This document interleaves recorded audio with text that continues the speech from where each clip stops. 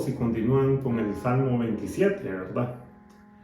Este es un salmo, yo creo que es uno de los salmos bien conocidos por parte de toda la comunidad cristiana, ¿va? Porque aparte de este salmo se han sacado bastantes alabanzas, ¿verdad? Cuando precisamente el primer versículo que dice: Jehová es mi luz y mi salvación, ¿de quién temeré? Jehová es la fortaleza de mi vida, ¿de quién he de atemorizarme? Este salmo, creo que por sus últimos versículos también, cuando dice: aunque mi padre y mi madre me dejaren, con todo Jehová me recogerá. O este último versículo que dice: hubiera yo desmayado si no creyese que veré la bondad de Jehová en la tierra de los vivientes. Todos estos versículos de este salmo creo que lo sabemos muy bien. Y precisamente es un salmo de David. Ahora, qué interesante que este salmo, por mucho que digan que la Biblia es un libro anticuado, claro, los que odian la palabra de Dios, ¿verdad? Por mucho que digan que la Biblia es un libro anticuado, qué relevancia, qué importancia tiene para todas las edades. Y si analizamos este salmo a la luz del conflicto, de todo el turbulento caos que hay en el mundo, yo creo que este salmo sería bueno darle esa lectura, ¿verdad? Saber de que aunque el mundo está en tinieblas, porque tenemos que reconocer que el mundo está en tinieblas, que el mundo va para ese abismo, pues. Y no porque Dios sea malo, porque Dios nos quiera ver así, porque se tiende a pensar de esa forma también, ¿va? No. Recuerden que el mundo sigue esa misma línea de pensamiento porque rechazan al Señor, quien es la luz verdadera del mundo. Pero para los que hemos confiado en el Señor, para los que hemos creído en el Señor, sabemos que Dios es nuestra luz. Bueno, no por algo Jesús dijo: yo soy la luz del mundo, el que me sigue no andará en tinieblas. Y si reconocemos esta verdad a la luz del Salmo, tenía razón David al decir: Jehová es mi luz y mi salvación, ¿de quién temeré? Jehová es la fortaleza de mi vida, ¿de quién he de atemorizarme? Es lógico que si el Señor es nuestra luz y salvación, Él es nuestra fortaleza también. Como les digo, el mundo está en tinieblas. Si vemos, todo es una confusión, todo es un caos. Los medios nos están atacando con quién dice la verdad, si aquel está en lo correcto, si este está en lo correcto. Y nos han llevado a un engaño tan feo como ustedes no tienen idea. Que nos dicen que el comunismo es malo, que el capitalismo es malo. O sea, es como que se estén peleando dos fuerzas, pero a la vez las dos están engañadas, pues. Claro, aquí no quiero tocar el tema de la política, porque obviamente ese es un tema muy extenso, ¿va? No quiero decir que aquí voy a tocar el comunismo o el capitalismo, cuál es más malo. A la luz de la historia sabemos que el comunismo ha sido malo, la verdad, ¿va? Solo por aclarar, no estoy diciendo que el capitalismo sea bueno, claro que en el capitalismo han habido cosas malas también. Pero lo que estoy dando a entender es que al mundo están llevándolo a una confusión, pues no solo el capitalismo y el comunismo, no quiero dar a entender eso también, ¿va? Estos sistemas políticos, sino toda la confusión que hay por medio de las religiones, las mentiras, el falso evangelio de la prosperidad, la apostasía. Es que si lo metemos todo en una sola, es una ensalada de confusiones eso, pues. El mundo está en un caos, la verdad. Entonces es bueno que recordemos, que siempre se nos refresque la memoria con estas palabras: Jehová es mi luz y mi salvación, ¿de quién temeré?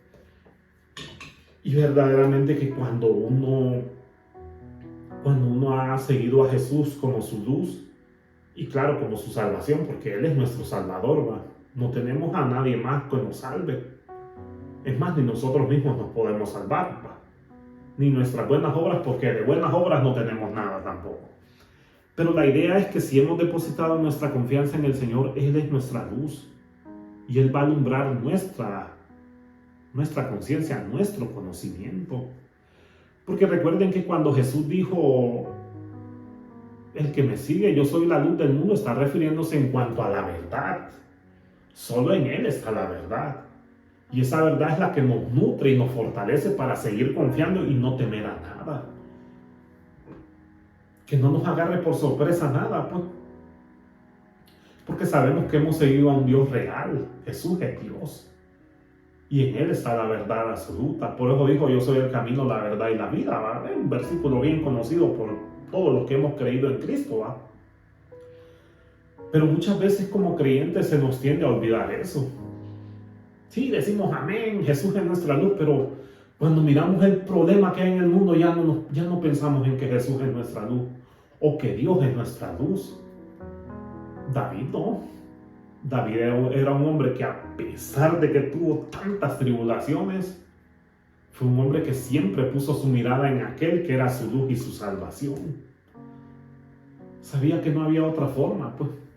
Por eso dice, Jehová es mi luz y mi salvación. ¿De quién temeré? Dice, Jehová es la fortaleza de mi vida. ¿De quién he de atemorizarme? Dice. Cuando se juntaron contra mí los malignos, mis angustiadores y mis enemigos, para comer mis carnes, ellos tropezaron y cayeron. Porque sinceramente, bueno, Dios, si lo vemos literalmente, Dios hizo caer a los enemigos de David. Ni uno pudo tocar a David. Mientras David siempre puso su confianza en el Señor, ellos nunca pudieron tocar a David. David siempre fue un hombre vencedor, él siempre vencía a sus enemigos. No porque fuera por parte de él, obvio que era Dios quien le daba esa fuerza y sabía, David también sabía que era Dios quien le daba esa fortaleza. Entonces, por eso dice David, cuando mis enemigos, los malignos se juntaron contra mí, mis angustiadores y mis enemigos, para comer mis carnes, ellos tropezaron y cayeron. Es decir, obviamente que los enemigos de David eran enemigos feroces, ¿verdad? Eran enemigos que no iban a querer un bien para David, ¿verdad? Si lo vemos, el mundo odia a los cristianos. Pero el mundo odia a aquellos cristianos que verdaderamente predican el evangelio, predican la verdad. Obvio que el mundo odia a esas personas que predican que el pecado es pecado y que está mal el pecado y que el pecado los va a llevar a la condenación eterna. A ese tipo de personas es que el mundo desearía ver destruidas más bien. ¿Cuántas veces no ha sufrido persecución la iglesia verdadera? Pero estoy refiriéndome a la iglesia que verdaderamente predica el evangelio, no una denominación. Muchas veces cuando hablamos de denominación pensamos que es iglesia tal, iglesia bautista, iglesia reformada. Sí, cierto que son denominaciones que predican bien el evangelio, ¿va? Pero yo me estoy refiriendo en sí cuando la iglesia toda es de un solo pensamiento y predican la verdad. Ahí sí, la gente empieza a odiar eso porque para David, claro, eso fue una amenaza. Sus enemigos deseaban verlo destruido. Imagínense ustedes, hasta el mismo Señor Jesús, esto pareciera que aplicara también con el Señor Jesús. Imagínense ustedes al Señor Jesús, cómo literalmente lo mataron. Pues. Claro, era porque Él tenía que sacrificarse, ¿va? Por nosotros. Él iba a entregar su vida. Pero sus enemigos tropezaron porque no pudieron derrotarlo, ¿va? Ni Satanás ni nadie, ¿va? Pero aquí la idea es que a David lo querían destruir. Y no pudieron porque David sabía que Dios era su luz y su salvación. Era la fortaleza de su vida, de quién podía temer. Y es que es algo bien verídico, real. Que cuando una persona ha depositado verdaderamente su confianza en Dios, no hay nada que lo atemorice. Siendo sinceros, no hay nada que lo atemorice. Puede sentir miedo, sí, y ciertas dudas, pero es que esa misma confianza que le genera el Señor, esa misma confianza que Dios le da, esa fortaleza que Dios le da, hace que sus miedos se le quiten y es una cosa real. Pero cuando verdaderamente hemos reconocido que Dios es nuestra luz y nuestra salvación. Por eso es que en los siguientes versículos dice, aunque un ejército acampe contra mí, no temerá mi corazón. Aunque contra mí se levante guerra, yo estaré confiado. Una cosa he demandado a Jehová, esta buscaré, que esté yo en la casa de Jehová todos los días de mi vida, para contemplar la hermosura de Jehová y para inquirir en su templo. Estaba diciendo que sus enemigos cayeron y porque él había confiado en el Señor, porque Jehová es su luz y salvación. Y dice que aunque un ejército acampe contra él, él no va a temer, porque su corazón ha estado con el Señor, pues sabe que Dios es su luz y su salvación. Bueno, otra cosa que aplica literalmente a David, porque ¿cuántos ejércitos quisieron destruir a David? Y ni uno pudo destruirlo. ¿Por qué? Porque verdaderamente su confianza estaba en el Señor, pues sabía que Dios era su salvación, su fortaleza. Y esto que es real va cuando, es que todo esto aplica también para nosotros. Si no veamos la vida del apóstol Pablo, como todo un imperio prácticamente persiguió a Pablo y aún así no pudieron, aunque lo asesinaron al final, pero eso no apagó que la luz del evangelio, que el evangelio se predicara por todo el imperio romano, y un ejército acampó contra Pablo y ni aún así no pudieron apagar la luz del evangelio. Es que ven cómo esto puede aplicar también de muchas formas. Imagínense ustedes que yo estaba leyendo la vez pasada la historia de un famoso predicador que era escocés, él se llamaba John Knox, bueno, que en español significa Juan Knox, ¿va? Porque John es Juan, ¿va? Pero este predicador fue un valiente predicador en Escocia, pero les estoy hablando que él era un predicador del siglo XIX, como en el año 1800, ¿va? Dice ahí la historia que el testimonio de este hombre era tan fiel que inclusive decían literalmente que este hombre hizo prácticamente llorar a la reina que gobernaba ahí en Escocia, que se llamaba María Elizabeth, creo. No estoy muy seguro del nombre de la reina que gobernaba ahí en ese entonces, ¿va? Pero era tan tal el testimonio de este hombre, de Juan Knox, que él predicaba el evangelio de una manera tan fuerte que esta reina de Escocia, incluso la reina de Inglaterra, lo trataron de humillar, de atemorizar, pero este hombre nunca se atemorizó. Él predicó el evangelio de una manera a tal punto que Inglaterra no pudo con él, pues. ¿Pero por qué creen? Porque no era él, era Dios, su luz y su salvación. Por eso me estoy refiriendo a que cuando Dios es nuestra luz y nuestra salvación, hay algo que ya no nos hace atemorizar, pues. Ya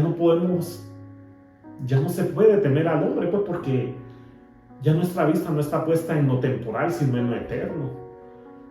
Por eso es que aquí cuando vemos eso de Jehová es mi luz y salvación, es como que David no está poniendo su mirada en lo temporal, pues, sino en lo eterno. Por eso bien decía el mismo Pablo, ¿va? Porque nosotros andamos por fe y no por vista. Y es que cuando uno anda verdaderamente por fe y no por vista, entonces no se deja atemorizar por nada. Pero claro, eso requiere que nosotros diariamente estudiemos su palabra, ¿verdad? Que tengamos una comunión diaria con el Señor. Una cosa he demandado a Jehová, dije, esta buscaré, que yo esté en la casa de Jehová todos los días de mi vida para contemplar la hermosura de Jehová y para inquirir en su templo.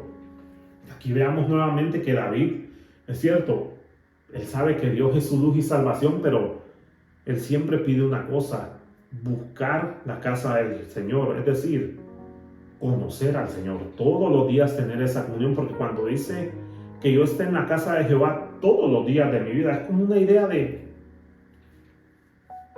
conocer al Señor diariamente, adorarle, obedecerle, contemplar la hermosura de Jehová, es decir, su santidad, y para inquirir en su templo, es decir, conocer al Señor. Pues esa es la idea de este versículo. Decía una historia, hay una notita decía ahí, ¿quiere vivir usted alegre? Decía, ¿quiere que su vida esté llena de alegría? ¿Quiere usted todo el día estar gozoso? Decía la nota. Pues viva una vida santa, porque Dios es santo, decía. Así decía la nota. Decía, ¿quiere usted vivir alegre? Decía, ¿quiere que su vida esté llena de alegría? Pues esfuércese por vivir en santidad, porque Dios es un Dios santo, decía. Así decía la nota. Entonces, para David sabía muy bien que el estar en la casa del Señor implicaba vivir una vida en santidad, ¿va? Cuando dice para contemplar la hermosura de Jehová, está refiriéndose a la santidad del Señor. Recordemos que sin santidad no podemos ver al Señor, es decir, la idea es que si no llevamos una vida en santidad, no podemos disfrutar de la comunión del Señor. Eso sí tenemos que reconocerlo, que cuando no tenemos una vida santa, pues esa comunión con Dios se interrumpe, y es por eso que muchas veces vemos a cristianos Y estoy hablando de cristianos verdaderos frustrados, amargados, cristianos que viven con miedo. ¿Por qué? Porque verdaderamente no han contemplado eso, no han tenido esa comunión con el Señor, pues. Entonces no pueden decir como David, Jehová es mi luz y mi salvación, porque viven bajo eso, pues. Y la forma en que podemos tener esa convicción de que Él es nuestra luz y nuestra salvación, que es la fortaleza de nuestra vida, es teniendo esa comunión diaria que nos menciona aquí David en el versículo 4. Y siguen los versículos 5 y 6. Porque Él me esconderá en su tabernáculo en el día del mal. Me ocultará en lo reservado de su morada. Sobre una roca me pondrá en alto. Luego levantará mi cabeza sobre mis enemigos que me rodean. Y yo sacrificaré en su tabernáculo sacrificios de júbilo.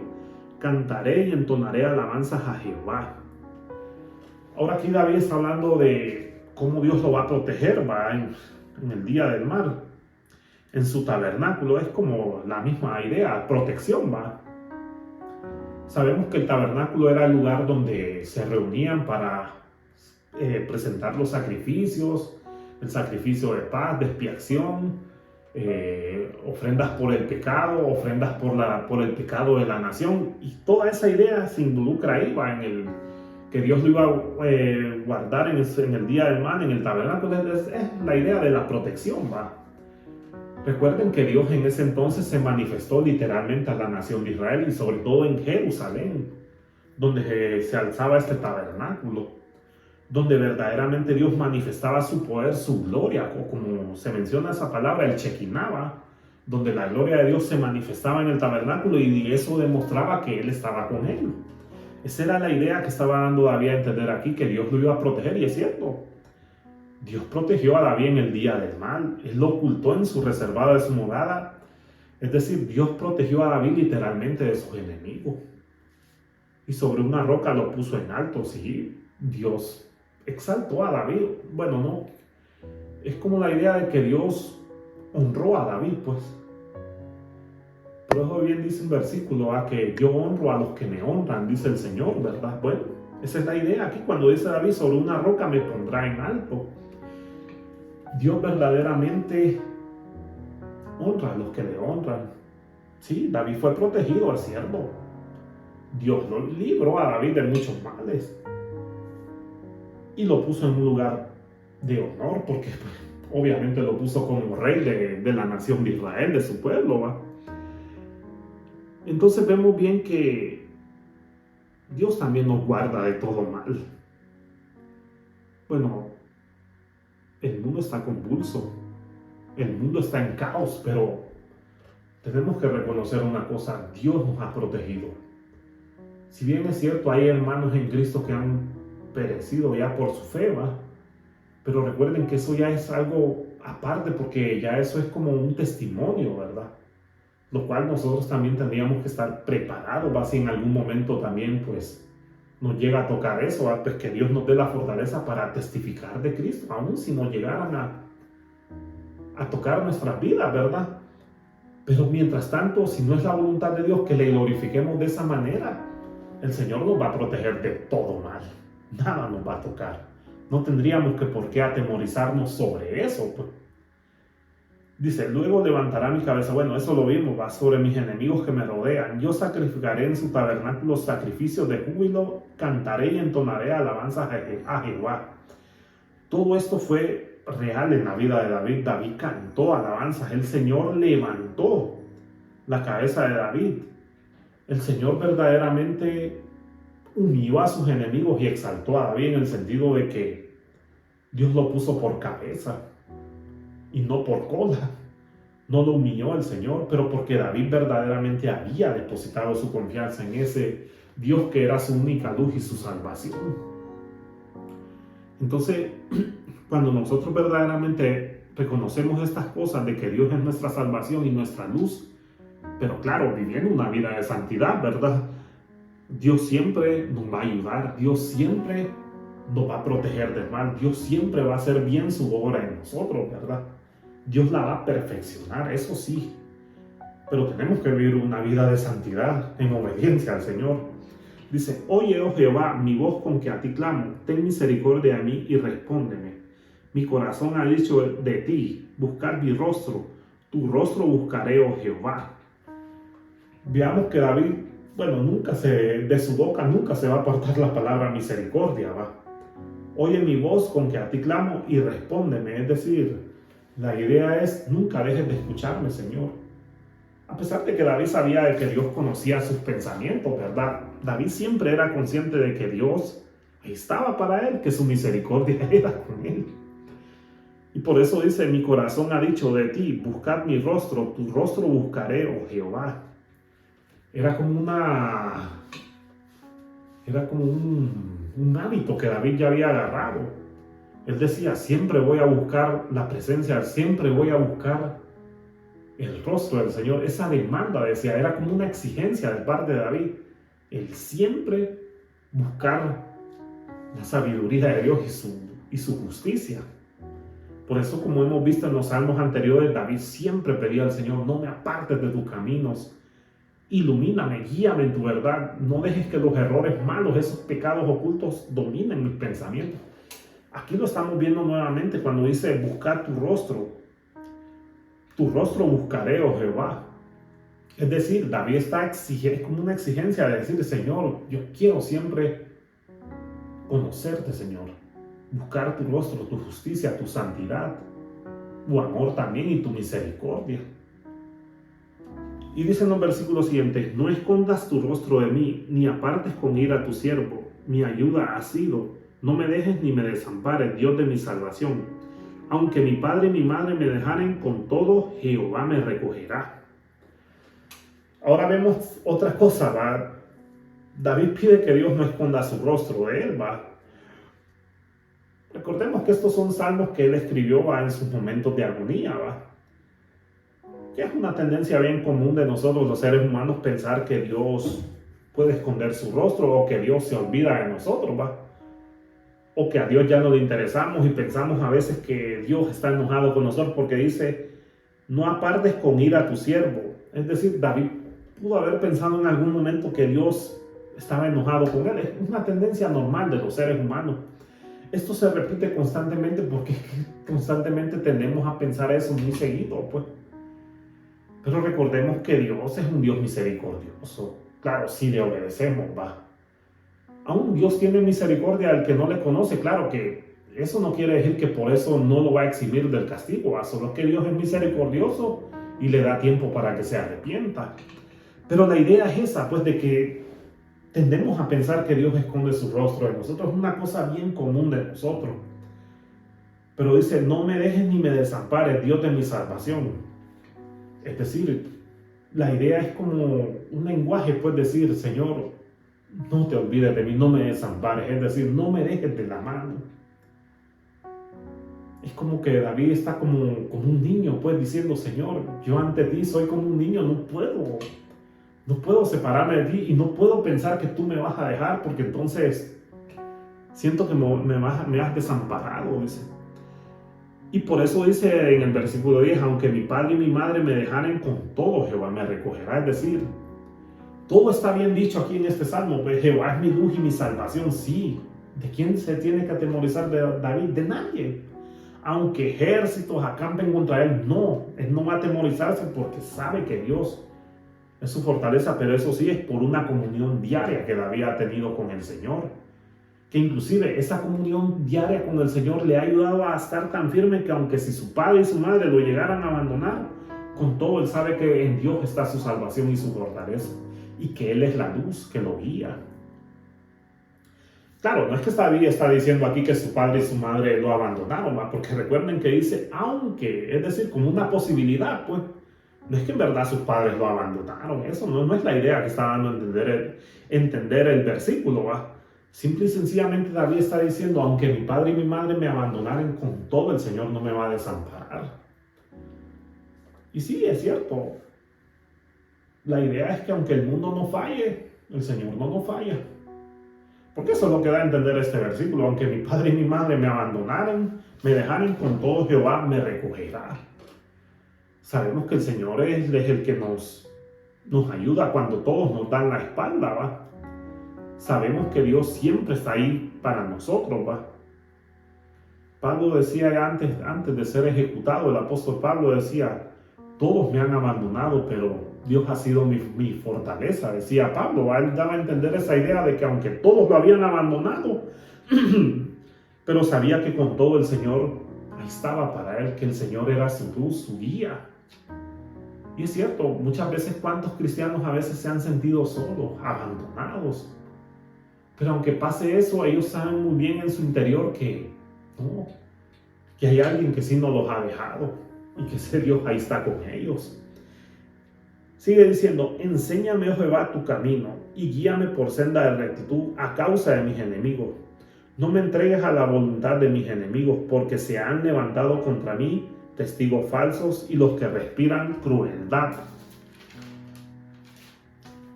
Es que es bien difícil, ¿va? Por eso vuelve David a decir lo mismo: enséñame, Jehová, tu camino y guíame por senda de rectitud a causa de mis enemigos.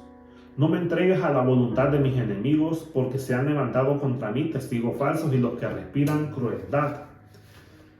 Es que eso es una batalla, pues, la que tenía David. David siempre tuvo enemigos, ¿va? Lo acabamos de ver en el estudio del Salmo 26, ¿va? Cómo él hace un examen a su conciencia, ¿va? De que sus enemigos lo acusaban falsamente, porque sus enemigos querían que David fuera como uno de ellos, pues. Entonces David dice: no me entregues a la voluntad de mis enemigos, enséñame, Jehová, tu camino, guíame por senda de rectitud a causa de mis enemigos. Obviamente que David está pidiendo todo esto porque no quiere ser parte del castigo de los impíos, ¿va? Recordemos que Dios va a castigar la maldad y David no quiere ser parte de esa maldad. Pero eso era lo que estos hombres malvados querían, que David fuera así, pues. Entonces David dice: no, Señor, guíame, líbrame de estos hombres más bien, y siempre enséñame, encamíname en tu verdad. Porque es cierto, muchas veces los hombres malvados son peligrosos, pues la gente que no conoce a Dios quiere que los verdaderos cristianos sean como ellos, no quieren que alguien les esté denunciando su pecado, pues. Eso es lo que pasa cuando la iglesia verdadera predica contra el pecado. Los hombres entonces quieren que ellos sean como ellos, pues. El mundo quiere que nosotros seamos como ellos. Y por eso detestan muchas veces cuando los cristianos verdaderamente predicamos la verdad. Eso era lo que simbolizaba David para estos hombres. Para estos hombres David era una amenaza, pues. Entonces, o lo engañaban con falsas apariencias de que eran amigos, o querían destruirlo literalmente, pues, cosa que en ninguna de las dos pudieron. Porque Dios siempre fue su protección, su luz y su salvación. Se han levantado falsos enemigos, sí, pero de todos ellos los libró el Señor. Pero porque David siempre pidió que Dios lo encaminara. Por eso vuelvo y repito, valga la redundancia, si queremos verdaderamente decir como David: Jehová es mi luz y mi salvación, pues bueno, tenemos que tener una comunión diaria. Tenemos que constantemente pedir al Señor que nos guíe. Por eso dice al final del Salmo 27, ¿va? Dice: hubiera yo desmayado si no creyese que veré la bondad de Jehová en la tierra de los vivientes. El Salmo termina como un consejo, ¿va? Aguarda a Jehová, esfuérzate y aliéntese tu corazón. Sí, espera a Jehová. Después de decir que Dios es su salvación, de que aunque un ejército acampe contra él, él siempre ha puesto su confianza en el Señor. De que aunque sus enemigos levantaron falsos testimonios contra él, aunque su padre y su madre lo abandonaran, él siempre reconoce que Dios estuvo para él.